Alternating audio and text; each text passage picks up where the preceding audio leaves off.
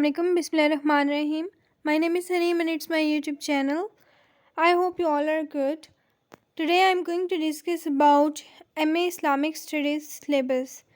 The syllabus of Islamic Studies Paper 1 Al-Quran Al-Hakim Al-Quran Ulum Quran. ये आज हम इसका सिलेबस डिस्कस करेंगे specially for the students of Punjab university. और पंजाब और सरगोदा का सिलेबस मिलता जुलता है, तो ये जो है सरगोदा वाले बच्चों के लिए भी कुछ टॉपिक्स हैं इसके। सो सिलेबस फॉर इस्लामिक स्टडीज़, सबसे पहले आपको पता होना चाहिए कि जो MA उलूम इस्लामिया हैं, मतलब साल अव्वल वाले बच्चों के लिए वो कौन कौन से सब्जेक्ट्स होते हैं। ठीक है, सबसे पहला जो पेपर होता है वो कुरान मजीद के हवाले से होता है, जिसमें असूल तफसीर, तारीख़ तफसीर और मतन तफसीर डिस्कस किए जाते हैं। और ये बहुत कम्प्रीहेंसिव बुक है कि इसकी मतलब कुरान के अकॉर्डिंग इसकी तफसीर करनी होती है। और जब आप इसकी तफसीर में जाते हैं तो इसमें बहुत सी चीज़ें आपको लर्न करने को मिलती हैं। और ये बहुत ही ज़्यादा ये नहीं कि MA इस्लामियात आप कहें कि आसान है, MA इस्लामियात भी मुश्किल होता है। मास्टर्स आप चाहे जिस भी सब्जेक्ट में करें वो अपना रंग तो ज़रूर दिखाते हैं, क्योंकि MA की डिग्री होती है।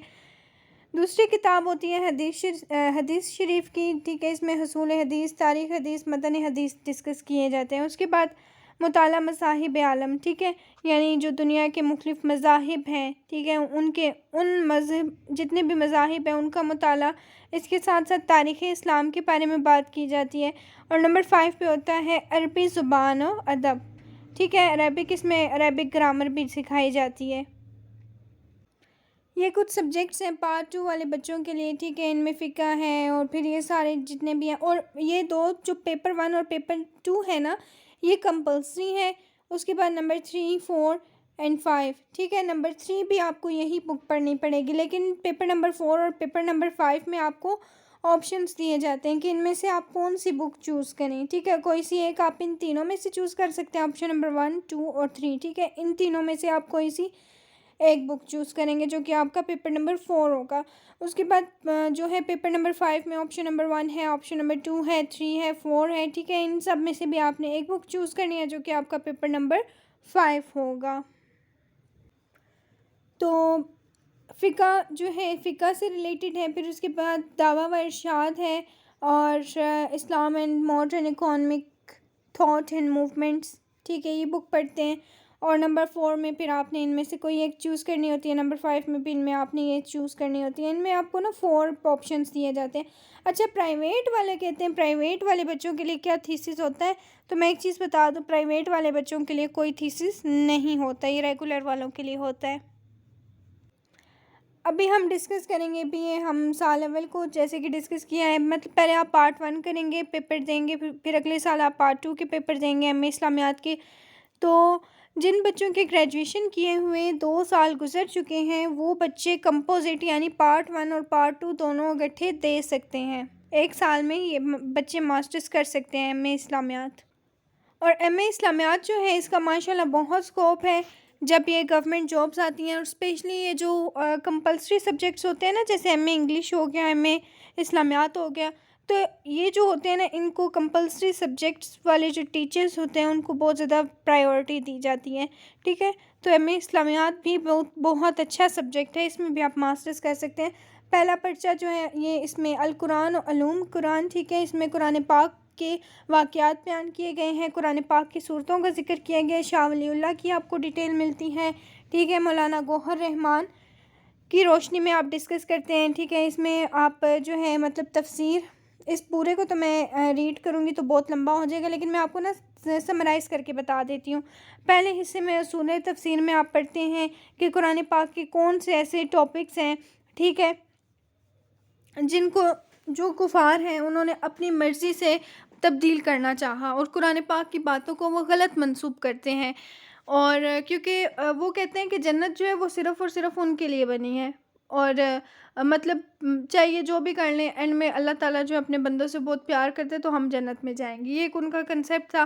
اس کے لیے پھر اللہ تعالیٰ نے یہ قرآن پاک میں مقاسمہ کیا گیا ہے، مطلب قرآن پاک میں بیان کیا گیا ہے کہ ایسے نہیں ہے، اور تم لوگ جو قرآن پاک کی مطلب جو آیات ہیں ان کو اپنے مطابق ڈھالنے کی کوشش کرتے ہو، اس کے لیے پھر انہوں نے ہدایات وغیرہ سارا کچھ، اور ان کی ایک ایک چیز کا ان کو جواب دیا ہے۔ وہ کہتے ہیں کہ پیغمبر جو ہوتا ہے، جیسے کہ 2 مثالیں دے رہی ہوں، ایک تو میں نے آپ کو قرآن کی آیات کی دی ہیں، دوسری مثال میں آپ کو دوں گی کہ جو پیغمبر ہوتا ہے وہ کہتے ہیں کہ یہ بالکل عام انسان جیسا ہی ہے، تو عام انسان میں اور اس میں کیا فرق ہے؟ تو اس میں بھی پھر اللہ تعالیٰ نے قرآن پاک میں ان چیزوں کا بھی بڑے واضح طرح سے جواب دیا ہے اور بڑے واضح طرح سے نشانی دی ہے، جیسے کہ اللہ تعالیٰ نے کہا ہے کہ تم لوگ تو کہتے ہو کہ فرشتے، کیونکہ کفار کا یہی نظریہ نا کہ فرشتے جو ہیں وہ خدا کی بیٹیاں ہیں، یہ نعوذ باللہ اس قسم کے غلط قسم کے عقائد ان کے تھے، تو تم لوگ اگر ان کو کہتے ہو تو پھر یہ بات تم لوگوں کی بالکل بھی ٹھیک نہیں ہے کہ تم لوگ کو پیغمبر جو ہے وہ مطلب وہ خاص ہوتا ہے، ٹھیک ہے، اللہ تعالیٰ کی طرف سے چوز کیا جاتا ہے اور وہ معاشرے کی اصلاح کے لیے آتا ہے، ٹھیک ہے۔ اس پہ اس طرح سے اللہ تعالیٰ نے جواب دینے کی کوشش کی ہے قرآن پاک میں۔ تو اس کے بعد ہے یہ سارا کچھ جو ہے نا، یہ اگر آپ اس کا سلیبس پڑھیں نا تو آپ کو ہر ایک چیز، تو اگر آپ یہ سلیبس پڑھیں نا تو آپ کو ہر ایک چیز جو ہے وہ اس میں مل جائے گی، ٹھیک ہے، جو میں آپ لوگوں کو چیزیں بتا رہی ہوں، اور جنہوں نے ایم اے اسلامیات کیا ہوئے وہ تو اچھے سے ماشاءاللہ اس چیز کو سمجھ سکتے ہیں۔ اس کے بعد ہے تاریخ، تفسیر، ٹھیک ہے، اس میں قرآن پاک کا ذکر کیا گیا ہے کہ کیسے قرآن پاک کی جو آیات ہیں ان کو اکٹھا کیا گیا ہے، اور مطلب جمع و تدوین کا کام کیا گیا ہے، قرآن، حدیث، سنت، اقوال صحابہ، اقوال تابعین، ٹھیک ہے، اس میں سب کچھ آ جاتے ہیں۔ اچھا، نبی پاک صلی اللہ علیہ وسلم کا دور، اس کے بعد خلفۂ راشدین کا دور، خلفۂ راشدین کے بعد جو ہے جن لوگوں نے دیکھا ہوا ہے خلفۂ راشدین کو، ٹھیک ہے، وہ تابعین ہیں، اور تبع تابعین وہ ہوتے ہیں جنہوں نے تابعین کا دور دیکھا ہوتا ہے، ٹھیک ہے، یعنی اس دور سے واقف ہوتے ہیں جنہوں نے ان کو دیکھا ہوتا ہے تابعین۔ اور اچھا، تابعین کون ہوتے ہیں؟ جو انہی صحابہ کرام کی اولاد تھے، اور انہی کی اولاد جو ہے وہ پھر آگے تبع تابعین کہلاتی ہے۔ اور دور خلفۂ راشدین کے بعد جو دور آتا ہے وہ بنو امیہ کا، پھر بنو عباس کا دور آتا ہے۔ متن قرآن، ٹھیک ہے، اس میں آپ یہ ٹاپکس جو ہیں لکھے ہوئے ہیں یہ پڑھتے ہیں، اور خصوصی نوٹ جس میں آپ نے مطلب اگر آپ ترجمہ بھی کرتے ہیں نا تو اس میں بھی آپ کو نمبر اس کے علیحدہ سے ہوتے ہیں، جو قرآن کی آیات آپ کو دی جاتی ہیں، تشریح کے سیپریٹ نمبرز ہوتے ہیں، مطلب اگر آپ کا کوشچن ہے نا تو اس میں بھی ترجمے کے الگ نمبر ہیں، تشریح کے الگ ہیں، اور سیاق و سباق کے الگ نمبر ہوتے ہیں ان کے، یہ پیپر کے اکارڈنگ، ٹھیک ہو گیا۔ تو یہ تھا پیپر نمبر 1 کا سلیبس۔ سو یو میں کانٹیکٹ می آن مائی نمبرس، میں ڈسکرپشن میں اپنا نمبر بھی ایڈ کر دیتی ہوں، آپ مجھ سے رابطہ بھی کر سکتے ہیں، ادروائز جو میرا ایڈ جو ہے اسٹارٹ میں ہوتا ہے اور اینڈ میں بھی ویڈیو کے ہوتا ہے، آپ کو وہاں سے بھی مل جائے گا۔ تو جو بھی ماسٹرز کریں اسلامیات میں وہ مجھ سے رابطہ کر سکتے ہیں، اور یہ ہے لیکن جو اسلامیات ہے کچھ اسٹوڈنٹس کہتے ہیں کہ اسلامیات کی ویلیو نہیں ہے، فلاں سبجیکٹ کی ویلیو ہے، نو، کمپلسری سبجیکٹ جو بھی ہو اس کی بہت زیادہ ویلیو ہوتی ہے آگے گورنمنٹ جابس کے لیے بھی جب آپ اپلائی کرتے ہیں، اور دوسرا یہ کہ کچھ ایسی جابس ہوتی ہیں نا جن کے لیے صرف آپ کی ماسٹرز کی ڈگری ہونی ضروری ہوتی ہے، ٹھیک ہے، ان کے لیے بھی، اور دوسرا یہ کہ کچھ ایسے اسٹوڈنٹس ہوتے ہیں جو کہ مطلب اگر آپ پرائیویٹ بھی ٹیچنگ وغیرہ کرتے ہیں تو اس میں بھی کمپلسری سبجیکٹ ہی ہمیشہ، چاہے وہ ایم اے اردو لٹریچر ہی کیوں نہ ہو۔ I hope you are liking my video. Do not forget to like, subscribe and share my YouTube channel, and if you have any question or any query you may ask in comment section. Allah Hafiz.